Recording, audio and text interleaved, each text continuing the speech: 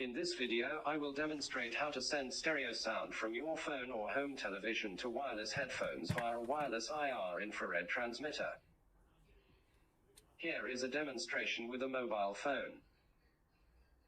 A 3.5mm audio cable is inserted into the mobile phone. The other end of the cable is audio left red, audio right white to connect the audio transmitter.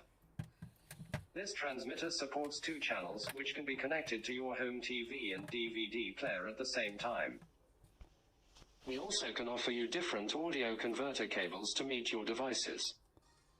There is an AB channel switch and volume control on the headphones. These set wireless IR audio transmitters and wireless headphones support over 10 meters ultra-long range distance. The wireless headphones support stereo sound, so it can get high-quality sound from the transmitter. Now we will change another channel input. When the headphone is nearby on the recorder, we can listen to the music from the phone and transmitter.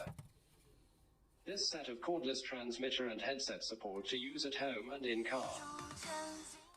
Some headrest DVD player or roof DVD player already has built in the IR transmitter. Then you can use the wireless IR headset to pair them.